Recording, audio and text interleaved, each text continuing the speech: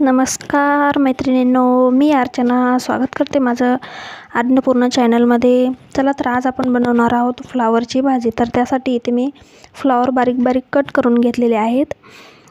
तुम्हाला हवे तसे तुम्ही घेऊ शकता, छोटे मोठे. आता त्यामध्ये गरम पाणी घालून घ्यायचे, कारण गरम पाणी घातल्याने काय होतं की त्यामध्ये जे किड्या आळे जे काय असन ते बाहेर येते. तर त्यामध्ये थोडे मी मीठ घातले आहे आणि थोडी हळद. एक वेळेस नक्की ट्राय करून बघा, एकदम हॉटेलसारखी भाजी होते. तर हे 4 ते 5 मिनिटे मिक्स करून एका साईडला ठेवून देऊयात. चला तर बघू शकता तुम्ही 4-5 मिनिटे झालेले आहेत. आता ही भाजी या पातेल्यामध्ये काढून घ्यायची आहे.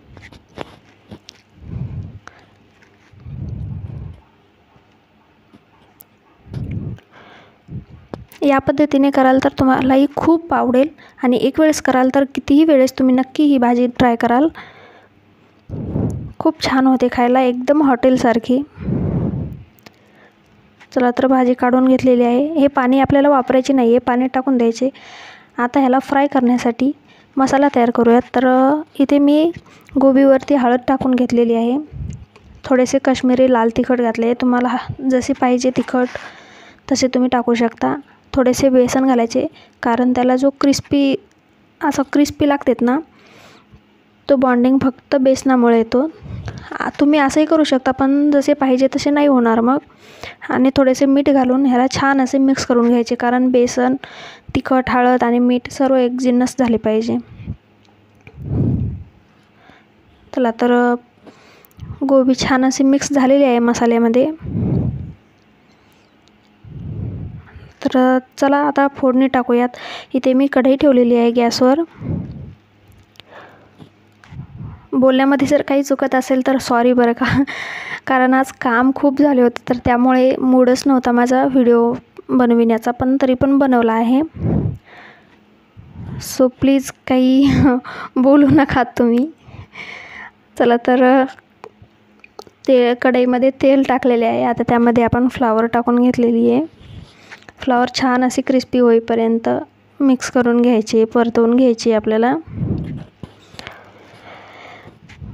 चला तर फ्लावर छान अशी क्रिस्प झालेली आहे. आता तिला काढून घ्यायची आणि त्याच कढईमध्ये 2 चमचे तेल घालायचे.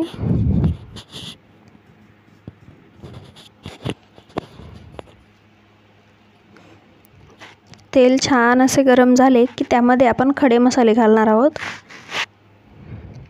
तर इथे मी खडे मसाले घेतलेले आहेत. 1 इलायची, 4-5 मिरे, 2-3 लवंग आणि 1 तेजपत्ता घेतलेला आहे. खडे मसाले तेलामध्येच परतायचे, कारण नंतर जर टाकले तर त्याचा जो वास आहे आणि त्याची जी चव आहे ती भाजीला उतरणार नाही. सो मसाले छान असे तेलामध्ये झाले की त्यामध्ये थोडेसे जिरे घालायचे आणि 1 मोठा कांदा चिरलेला आणि अर्धा टोमॅटो चॉपरमध्ये बारीक कट करून त्यामध्ये घालायचा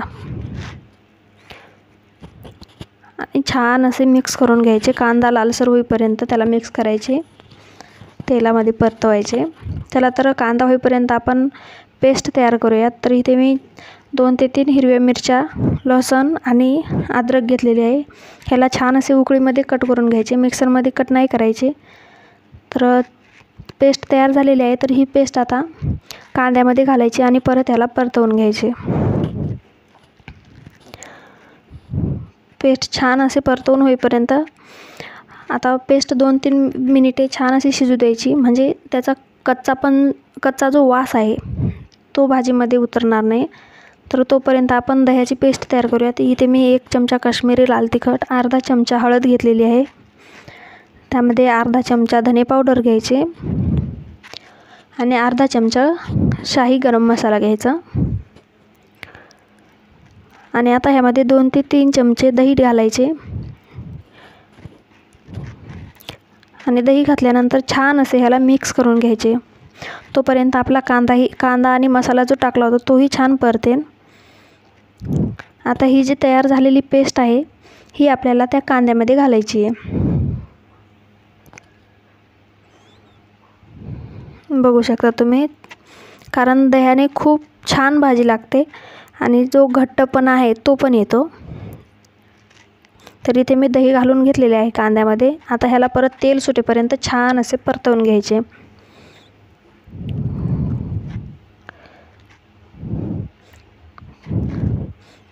बघू शकता तुम्ही 2 ते 3 मिनिटे छान असे मिक्स करत त्याला परतवून घ्यायचे तेल सुटेपर्यंत. आणि आता ह्यामध्ये थोडेसे हिरवे वाटाणे घालायचे. तुम्हाला आवडत नसतील तर तुम्ही स्किप करू शकता, असं काही नाही आहे. वाटाणे घालून परत एक वेळेस त्याला मिक्स करायचे. आणि ह्यामध्ये आता थोडेसे पाणी घालून 2 ते 3 मिनिटे ह्याला शिजवून घ्यायचे. म्हणजे आपला मसालाही छान शिजेल आणि जे वाटाणे टाकलेत ते सुद्धा थोडे शिजतील, कारण आपली गोबी तर अगोदरच शिजून बसलेली आहे. आता इथे मी थोडीशी फ्लावर बारीक कट करून घेतलेली आहे, ती घालायची आणि परत ह्याला मिक्स करायचे.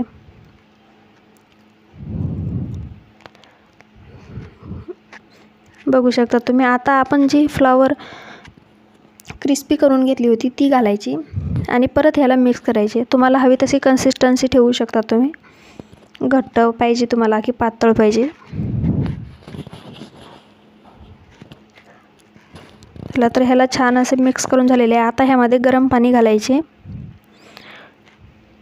आणि जास्त वेळ नाही शिजू द्यायची, फक्त 2-3 मिनिटे ह्याला शिजवून घ्यायचे. वरून चवीनुसार मीठ घातलेले आहे.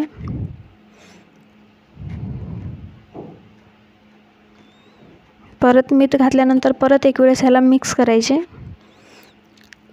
चला तर आपली भाजी शिजून तयार आहे.